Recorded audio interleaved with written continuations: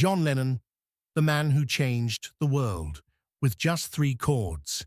Liverpool, 1957. The air was perpetually damp, carrying the scent of the Mersey, coal smoke, and unspoken dreams. John Lennon, 17, stood in a back alley behind the Cavern Club, a cheap guitar slung over his shoulder. The instrument was battered, the strings rusty, but in his hands, it was a weapon, a key, a promise. He wasn't famous. He wasn't even good, not yet. He was just a boy from Mindips, a troubled soul with a sharp wit and a burning need to be heard. His band, the Quarrymen, had just finished a chaotic set. A few skiffle tunes, some raw rock and roll covers. The crowd, mostly teenagers, had clapped politely, more interested in dancing than dissecting the music. But John felt it, that tremor, that nascent power, the way 3 simple chords, unplayed with enough conviction, could stir something deep within people. He lit a cigarette, the smoke curling into the damp Liverpool night. He watched the other musicians pack up, their faces etched with the familiar weariness of aspiring artists. He knew the odds, thousands of bands in Liverpool alone. Most would fade into obscurity, their dreams dissolving like smoke. But John wasn't like most. He had a hunger, a restless energy that wouldn't let him settle. He thought about the chords, G, C, D, the bedrock of rock and roll. Simple, universal, accessible. Anyone could play them, but not everyone could make them mean something. John believed he could. He believed he could take those 3 chords and weave them into a tapestry of rebellion, of hope, of truth. He had no grand plan, no philosophical manifesto, just an instinct, and a gut feeling that music could be more than just entertainment. It could be a voice, a revolution. He looked up at the grey, indifferent sky. The city lights blurred through the drizzle. He didn't know it then, but in that damp alley, with that cheap guitar and those 3 simple chords, John Lennon was about to embark on a journey that would change not just his life, but the very fabric of the world. He was about to prove that sometimes the most profound changes begin with the simplest of sounds. John Lennon's early life was a symphony of discord, abandoned by his father, raised by his stern Aunt Mimi, with his mother Julia, a vibrant, erratic presence on the periphery. This fractured upbringing forged a fierce independence, a deep-seated insecurity, and an unyielding desire for connection. He found solace and rebellion in music. Skiffle, rock and roll, the raw, untamed sounds pouring across the Atlantic from America. They spoke to his restless spirit, his anger, his yearning for something more. He wasn't a virtuoso. He struggled with formal lessons, preferring to learn by ear, by instinct. He absorbed the music of Elvis, Chuck Berry, Little Richard, not just the notes, but the attitude, the defiance, the sheer, unadulterated joy of making noise. His guitar was an extension of himself, a shield, a weapon, a conduit for the torrent of emotions that simmered beneath his sardonic exterior. 3 chords, he'd often scoff. That's all you need. The rest is just showing off. But those 3 chords, in John's hands, were never just notes. They were a language, a code, a secret handshake with a generation that felt equally lost and equally hungry for change. He met Paul McCartney, a younger, more melodic talent, at a church fete. Their initial rivalry quickly blossomed into a creative partnership that would redefine popular music. Paul brought harmony, structure, a pop sensibility. John brought the edge, the grit, the intellectual curiosity. Together, they were a force, 2 halves of a singular, revolutionary whole. They honed their craft in the sweaty, smoke-filled clubs of Liverpool and Hamburg, playing for hours, perfecting their sound, learning to read an audience, to command a stage. John's stage presence was magnetic, a sneer, a wink, a raw, powerful voice that cut through the din. He wasn't trying to be polite, he was trying to provoke, to connect, to shake people awake. He was building something, not just songs, but a movement, a feeling. And it all started with those three chords, the simple democratic building blocks of rock and roll. He was the architect of a new sound, a new era, and he was just getting started. Hey, before we continue with this incredible story, I need to give you an important warning. Many subscribers have reported that YouTube has removed their subscriptions without notice. Just take a quick look at the red button below to make sure you're still subscribed to the channel. I don't want you to miss any of the exclusive content that's coming up. And while you're there, leave that powerful like. That helps me a lot with the algorithm. Oh, and tell me in the comments, which city are you watching from? I love getting to know every amazing person who is part of this community. Your participation makes all the difference. Let's interact. The Beatles exploded. A cultural phenomenon unlike anything the world had ever seen. From the Cavern Club to the Ed Sullivan Show, their music swept across continents, breaking down barriers, igniting a youth movement. And at the heart of it all was John Lennon, wielding his guitar like a magic wand, transforming those three simple chords into anthems of a generation. Twist and shout, she loves you. I want to hold your hand. On the surface, they were catchy pop songs, but beneath the infectious melodies, John infused them with an urgency, a raw energy that resonated with millions. He wasn't just singing about love, he was singing about freedom, about breaking free from the staid conventions of the past, about the exhilarating, terrifying power of youth. The critics, the establishment, they didn't understand.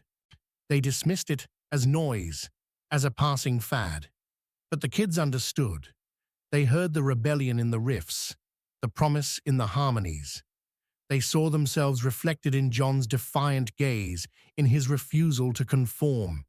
He challenged everything: fashion, authority, the very idea of what music could be. He pushed the boundaries, experimenting with sound, with lyrics, with structure. He took those three chords and stretched them, twisted them, reimagined them in ways no one had thought possible. He introduced dissonance, feedback, unconventional song structures. He wasn't afraid to make music that was challenging, even uncomfortable, because he believed that art should provoke, should question, should push people to think. He was a provocateur, a poet, a prophet of a new era. And his instrument, that cheap guitar, to those simple chords, became the tools of his revolution. He was changing the world, one riff at a time, and the world unknowingly was ready to be changed. As the Beatles evolved, so did John Lennon's lyrical prowess. He moved beyond simple love songs, delving into introspection, social commentary, and existential angst. His words became sharper, more profound, often shocking the establishment and even his own bandmates. Help was a desperate cry for help, a raw admission of vulnerability from the world's biggest rock star. Nowhere Man explored themes of alienation and purposelessness. Strawberry Fields Forever was a psychedelic journey into his own fractured childhood.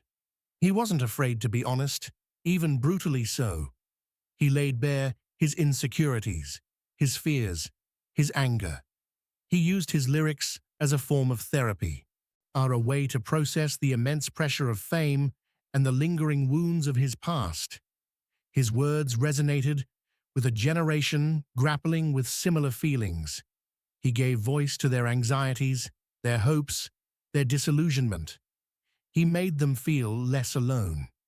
But his honesty often came at a cost. His infamous, "more popular than Jesus" comment ignited a firestorm of controversy, leading to record burnings and death threats. His anti-war anthems like "Revolution" drew the ire of governments and conservative groups. He was no longer just a musician. He was a political figure, a symbol of dissent, a voice that challenged the status quo. And he embraced it. He believed that artists had a responsibility to speak truth to power, to use their platform to advocate for change.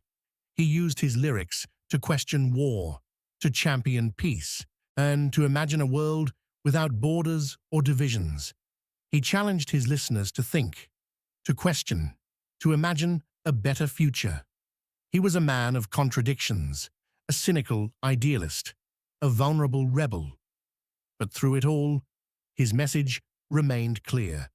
Truth, honesty, and the power of a simple idea could change the world.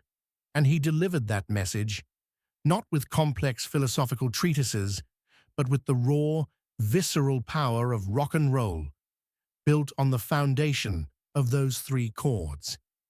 The late 1960s saw the Beatles' dissolution, a painful, public unraveling of the most iconic band in history. But for John Lennon, it was also a liberation, a chance to shed the constraints of the band and fully embrace his own artistic and political vision. He and Yoko Ono became a formidable force, did their lives and art intertwined in a radical experiment of peace and activism. Their bed-ins for peace captured global headlines, their calls for an end to the Vietnam War echoing across the world. John's solo work became even more intensely personal, more overtly political. Plastic Ono Band was a raw, primal scream of an album, stripping away all pretense, exposing his deepest wounds. Working Class Hero was a scathing critique of class structures.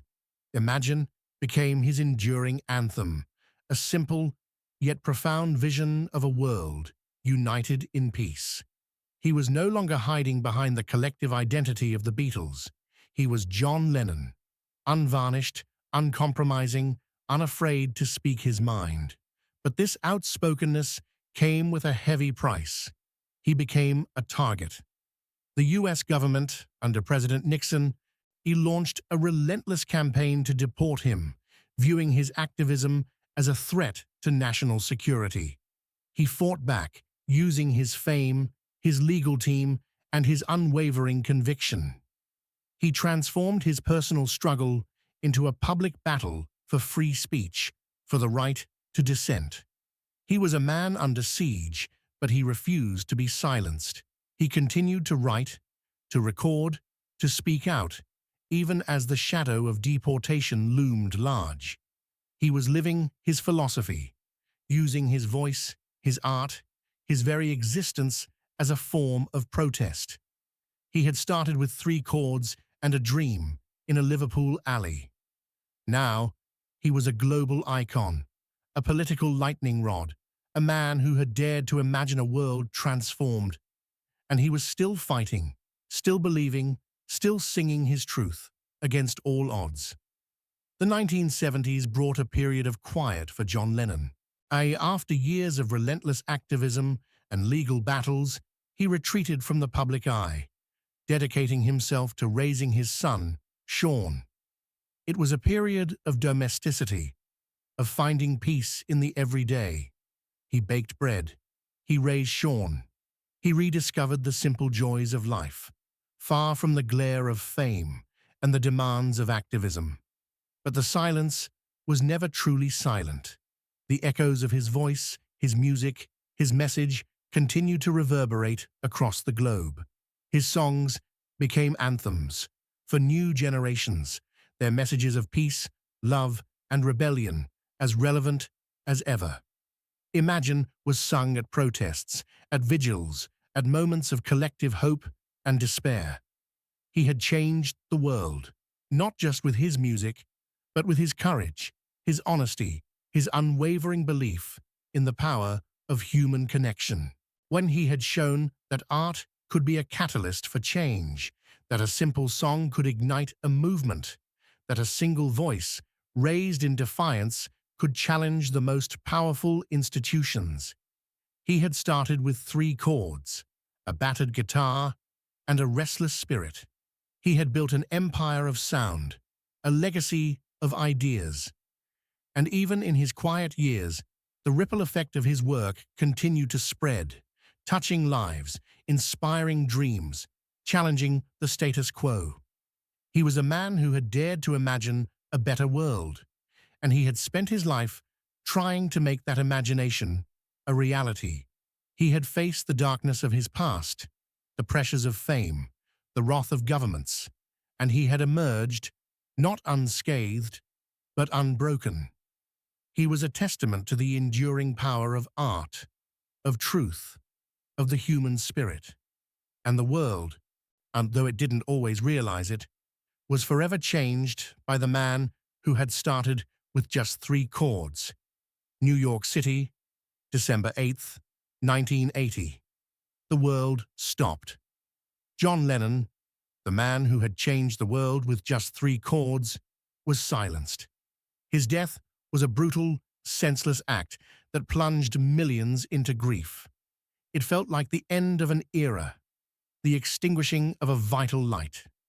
But the silence was deceptive, because John Lennon's voice, his music, his message did not die that night. It echoed. It resonated. It became louder, more powerful than ever before.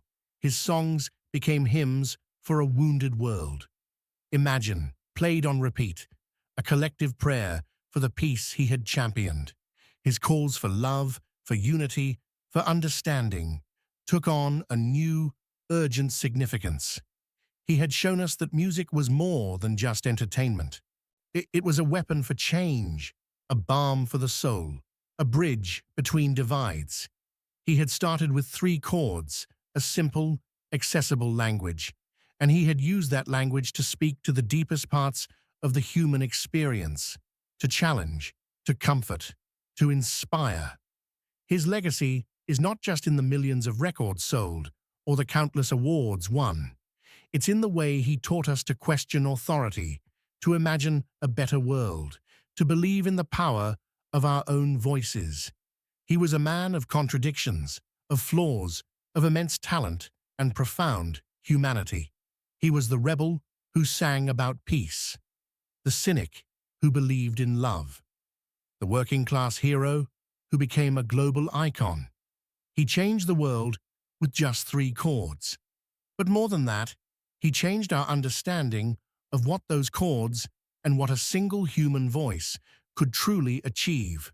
His symphony remains unfinished, but its echoes will resonate forever. The chords are still there. G, C, D. Simple, universal, accessible. But in the hands of John Lennon, they became something more.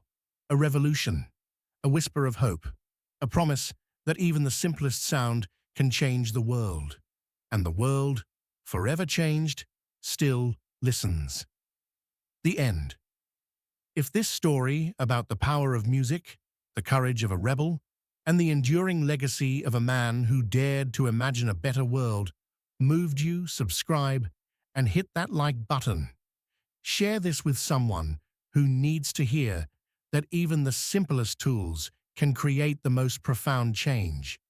What song or artist made you realize the true power of music? Tell us in the comments below.